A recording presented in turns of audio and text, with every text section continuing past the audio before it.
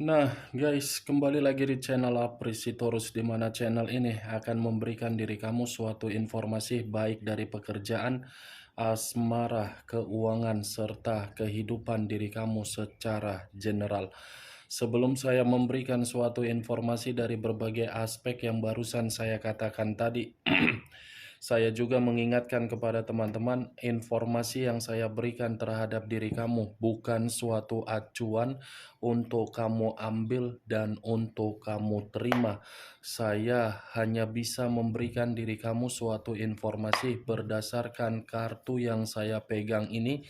Diri kamu hanya bisa berencana terhadap kehidupan kamu, akan tetapi di balik dari informasi dan perencanaan tersebut, lagi-lagi yang menentukan adalah Sang Pencipta. Sebelum saya mengambil satu persatu kartu yang saya pegang ini secara acak, saya juga mengingatkan kepada teman-teman apabila ketemu dengan channel saya agar menekan tombol subscribe-nya dan menyalakan loncengnya supaya next video saya lebih semangat untuk memberikan suatu informasi baik terhadap kondisi energi kamu, manusia yang selama ini kamu prioritaskan, serta pihak ketiganya. Oke Wak Geng, sama seperti biasanya, saya tidak memiliki judul atau topik yang akan saya angkat atau yang akan saya bahas, tetapi saya akan berusaha untuk berbagi cerita dari setiap kartu yang akan saya ambil nanti secara acak. Apakah cerita di balik dari kartu tersebut akan memberikan suatu gambaran yang bersifat positif atau kebalikannya? Kita langsung saja. Saya akan mengambil beberapa kartu, di mana kartu yang akan saya ambil nanti bisa saja bersifat resonate, bisa saja tidak bersifat resonate. Semuanya saya kembalikan terhadap pola pemikiran kamu, semuanya saya kembalikan terhadap situasi energi yang kamu miliki untuk saat ini.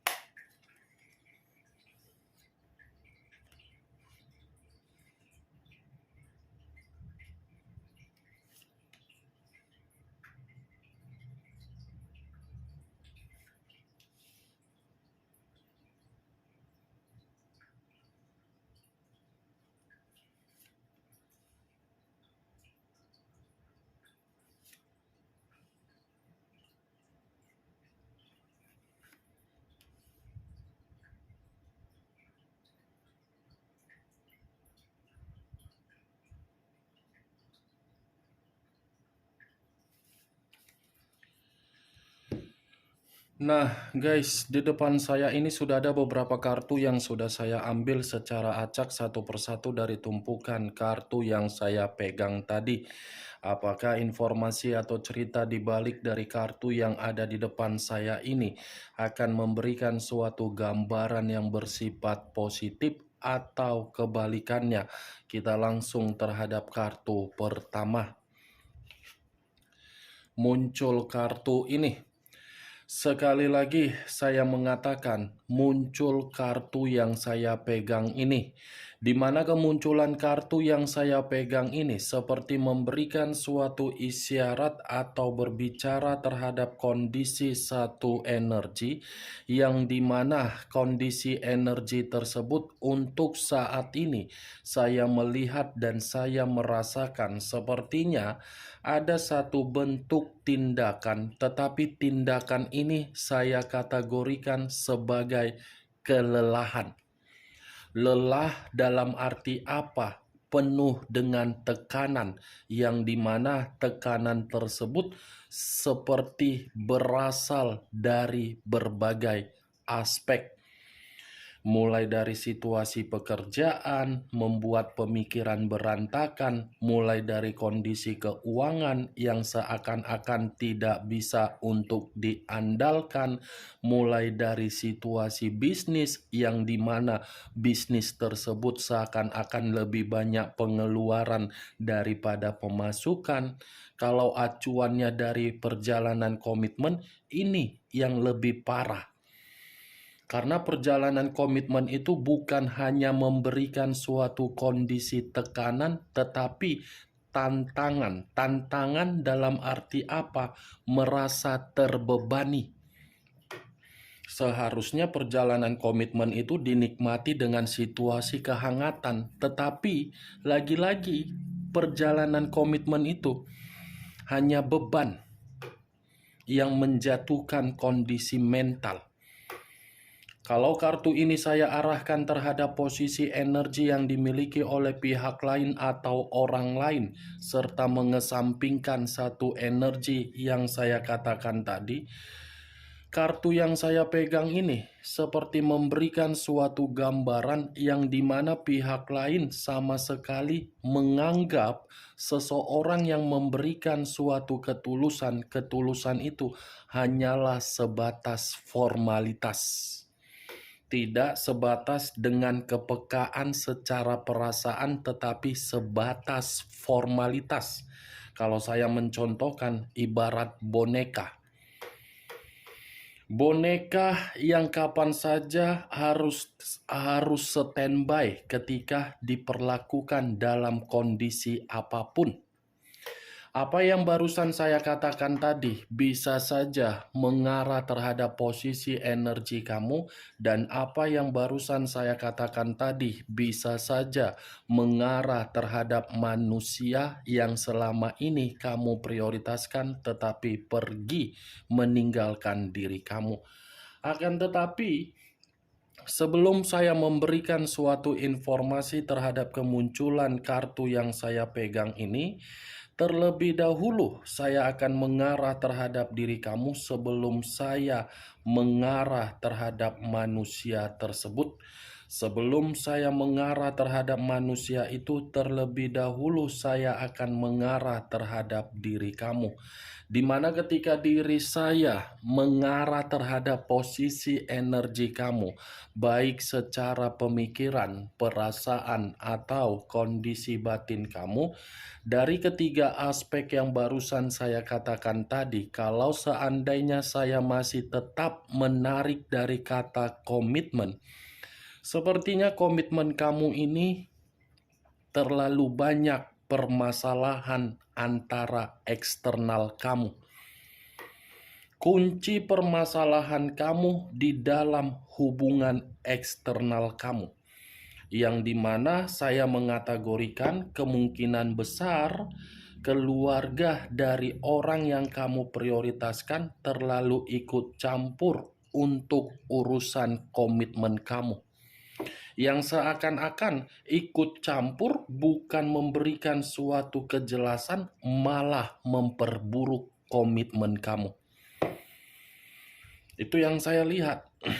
Eksternal loh, mantap ya. Kalau memang komitmen itu sudah diikat terhadap diri kamu, seharusnya orang yang kamu prioritaskan tersebut bisa mengambil tindakan. Mana yang harus disaring, mana yang tidak perlu untuk disaring. Tetapi permasalahannya, manusia itu tidak mampu untuk menyaring dari permasalahan yang dimana manusia itu membiarkan pihak keluarganya ikut campur di dalam urusan komitmen kamu. Manusia itu yang melakukan kesalahan, tetapi keluarganya seakan-akan mendukung manusia itu dari kesalahannya, bukan mencoba memberikan peringatan agar komitmen itu bisa diperbaiki, tetapi malah memperkeruh permasalahan tersebut. Saya tidak tahu, geng, apa yang saya katakan tadi kamu membenarkan atau tidak, ya semua kembali terhadap diri kamu. Eksternal loh. Kalaupun saya mengatakan dari posisi diri kamu, mungkin dari posisi kamu ini seakan-akan tidak menyetujui manusia tersebut karena memang manusia itu memiliki karakter atau watak yang tidak wajar. Bukan dalam arti memberikan suatu permasalahan secara eksternal kamu untuk menyudutkan, tetapi karena memang dari karakter. Itu dia, geng. Bagaimana? Cocok, kerasa dari apa yang saya katakan tadi? Ya, kalau menurut diri kau cocok, angkat. Tetapi kalau menurut diri kau tidak cocok, ya tidak usah kau angkat. Anggap saja apa yang saya katakan tadi hanya sekedar gibahan. ya, gibahan doang, intermezzo doang, gibahan yang tidak berfaedah, gibahan yang tidak berkualitas. Setidaknya itulah yang saya tarik dari perjalanan komitmen kamu. Kalau saya berbicara dari situasi pekerjaan kamu, mungkin tidak berbeda jauh dari komitmen kamu. Tanpa kamu sadari atau kamu menyadari, mungkin ada beberapa orang yang tidak menyetujui kamu itu masuk di dalam ruang lingkup pekerjaan kamu. Bisa saja diri kamu memiliki kemampuan yang kamu miliki seakan-akan membuat orang lain di tempat pekerjaan kamu merasa tersaingi. Bisa saja diri kamu ini bekerja sesuai dengan job desk, tetapi ada yang mencoba merubah job desk kamu. Itu yang saya lihat tuh, geng. Tetapi yang menjadi acuan saya, ini dari perjalanan komitmen kamu seperti Tom and Jerry.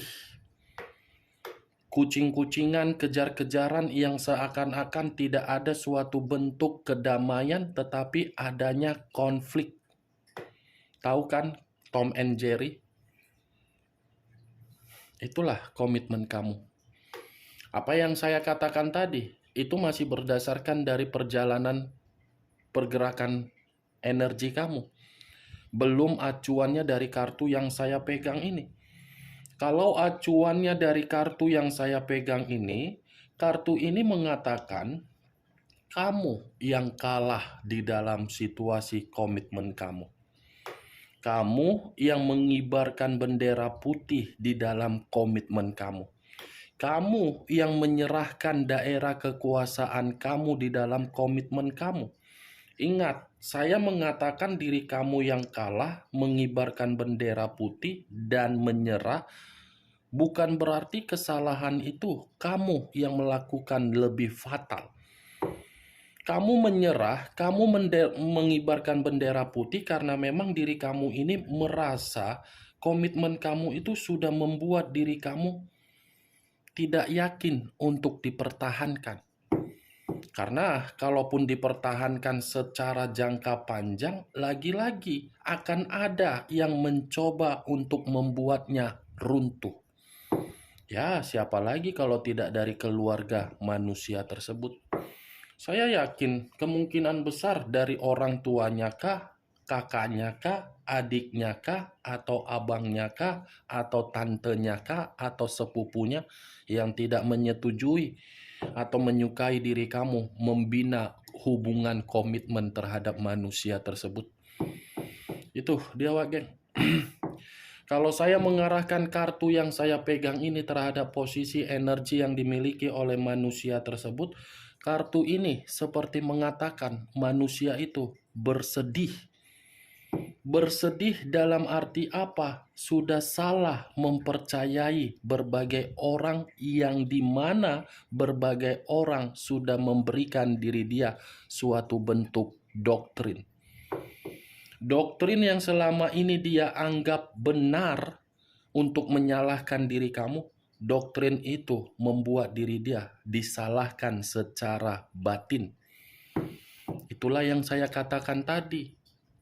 Manusia itu tidak bisa menyaring. Itu dia, Wage. Ya, bagaimana bisa manusia itu bisa menyaring di masa lalu? Ya, lagi-lagi kan karena orangnya pelin-pelan, membosankan, menjenuhkan. Itu dia, Wage. Dari kemunculan kartu yang saya pegang ini, di awal memang saya mengatakan posisi energi kamu. Tetapi yang ingin saya bahas dari manusia tersebut. Karena tadi saya sudah mengatakan satu bentuk sinyal di mana manusia itu bersedih dari doktrin yang selama ini dia terima. Muncul kartu The Emperor. The Emperor, unsur api, berlambangkan 3 zodiak: Aries, Leo, dan Sagittarius. Kalau saya mencoba untuk mengesampingkan ketiga zodiak yang barusan saya katakan tadi, keluarnya kartu The Emperor ini seperti memberikan suatu gambaran yang dimana manusia tersebut sudah menyalahgunakan bentuk kesempatan yang selama ini kamu berikan. Itu yang saya lihat. Di mana ketika manusia ini menyalahgunakan kesempatan yang selama ini kamu berikan, ternyata membuat manusia itu seperti orang yang tidak stabil. Dari kemunculan kartu kedua, ini lebih mendominasi terhadap pemikiran dia, yang dimana pemikiran dia ini tidak ada kejernian.